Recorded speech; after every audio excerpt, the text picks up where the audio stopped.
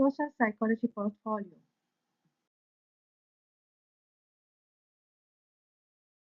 Social psychology. It's the scientific study of how people think about, influence, and relate to one another. This science studies how people's thoughts, feelings, and behaviors are influenced by the actual, imagined, or implied presence of others. Compared with personality psychology, social psychology focuses less on individuals' differences and more on how people, in general, view and affect one another. Social neuroscience, an interdisciplinary field that explores the neural basis of social and emotional processes and behaviors, and how these processes and behaviors affect our brain and biology. To understand social behavior, we must consider both under the skin biological and between skin social influences.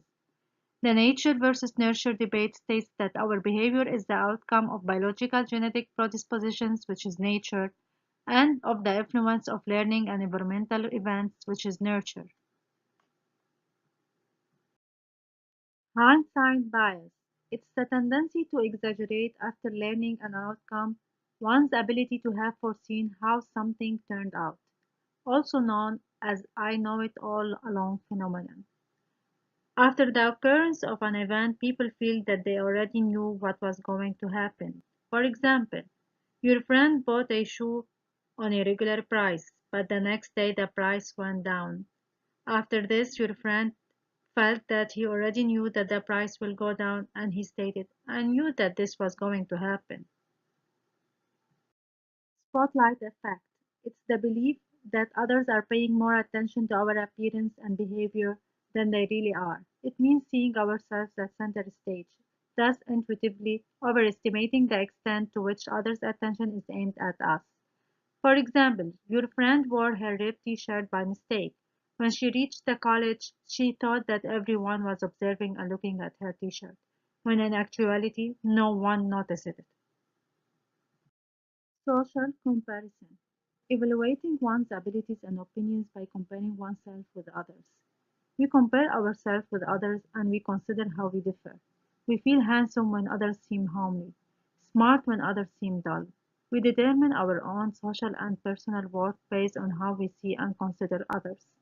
For example, a person feels that he is very smart in his high school, but not anymore when he goes on to an academically selective university. Self-efficacy, a sense that one is competent and effective, distinguished from self-esteem, which is one's sense of self-worth. A sharpshooter in the military might feel high self-efficacy and low self-esteem. We believe in our ability to succeed in a specific situation or accomplish a certain task. Believing in our own competence and effectiveness pays dividends. Children and adults with a strong feeling of self-efficacy are more persistent, less anxious, and less depressed. They also live healthier lives and more academically successful, having the capabilities to organize and execute the actions that are required to produce given attainment. Confirmation bias, a tendency to search for information that confirms one's preconception. Usually, people are eager to verify their beliefs but less inclined to seek evidence that might disprove them. People tend to search for, interpret, favor, and recall information in a way that confirms their pre existing beliefs or hypotheses. When reading or searching online for certain information about a specific subject, we tend to believe more the website that presents for us the information that agrees with what we already believe. Availability heuristic, a cognitive rule that judges the likelihood of things in terms of their availability in memory. If instances of something come readily to mind, we presume it to be commonplace. We estimate the more easily we recall something, the more likely it seems. It's the likelihood of events based on their availability in our memory.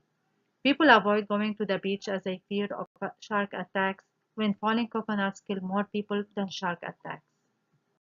Attribution theory, the theory of how people explain others' behavior, for example, by attributing it either to internal dispositions, enduring traits, motives, and attitudes, or to external situations. We sometimes refer to a person's behavior to his personal traits, abilities, and dispositions. This is called dispositional attribution. Sometimes we refer a person's behavior to perceived environment demands. This is called situational attribution. Implicit association test. It's a computer-driven assessment of implicit attitudes. The test uses reaction times to measure people's automatic associations between attitude objects and evaluative words. Easier pairings and faster responses are taken to indicate stronger unconscious associations. This test is designed to probe the unconscious biases. It measures attitudes and beliefs that people are not willing to report. Selective exposure. The tendency to seek information and media that agree with one's views and to avoid dissonant information. People tend to favor information which reinforces their pre-existing views while avoiding contradictory information. Norms. Standards for accepted and expected behavior. Norms prescribe proper behavior in a different sense of the word. Norms also describe what most others do or what is normal. Norms are set of rules for each society. There are universal norms that are followed by every nation, the universal status norms, in which people talk to higher status people in the respectful way they often talk to strangers. Empathy, the vicarious experience of another's feelings, putting oneself in another's shoes. It's understanding what others are feeling or thinking. The absence of empathy in any relation is due to lack of understanding and feeling with the other person. People can more understand each other when they share similar past experiences. They respond with affection or with appropriate emotions when interacting with each other. Gender role, a set of behavior expectations norms for males and females. It's the social expectations for appropriate female and male behavior in a particular culture. Gender role stereotypes are beliefs that males and females, as a result of their sex, possess distinct psychological and behavioral traits. Usually, man goes to work and women stay at home to take care of the house and the children. Normative influence. Conformity based on a person's desire to fulfill others' expectations, often to gain acceptance. People tend to conform to a group pressure out of a need for approval and acceptance. Sometimes we go along with others so they will like us. We change our actions to match the group even though we do not agree with them. Informational influence. Conformity occurring when people accept evidence about reality provided by other people. We go along with the group because we think they know more than we do. We change our own beliefs or attitudes because we think the group is right. The informational influence leads to internalization, private acceptance of the majority opinion or behavior. Mass hysteria. Suggestibility to problems that spreads throughout a large group of people. Mass hysteria is some of generalized anxiety about some unknown situation. Rumors play an important role in the development of hysteria and panic. In extreme case, mass hysteria can result panic. It's a form of dispersed collective behavior by which people respond to a real or imagined event, often with irrational and even frantic fear. Central route to persuasion occurs when interested people focus on the arguments and respond with favorable thoughts. The central route is effective when a person finds the message personally relevant and involving, and when the person is high in need for cognition. When people are motivated and able to think about an issue, they are likely to take the central route to persuasion while focusing on the arguments. People are persuaded by factual information. The influence of this path is more durable and it's more likely to influence the behavior. The peripheral route to persuasion occurs when people are influenced by incidental cues such as speaker's attractiveness, endorsement of famous person, emotion evoking music or images. This path is indirect and superficial. The attitudes are changed by going around the rational mind and appealing to desires, fears, associations. The message is evaluated through the use of simple-minded heuristic. There is low individual involvement, the person is less motivated to think, and learning happens through repetition, visual cues, and holistic perception. Recency effect. Information presented last sometimes has the most influence. Recency effects are less common than primacy effects, where most influence happens when information presented first. Forgetting creates the recency effect when enough time separates the two messages and when the audience commits itself soon after the second message. The recency effect happens when we have better memory for the more recent information. Social loafing.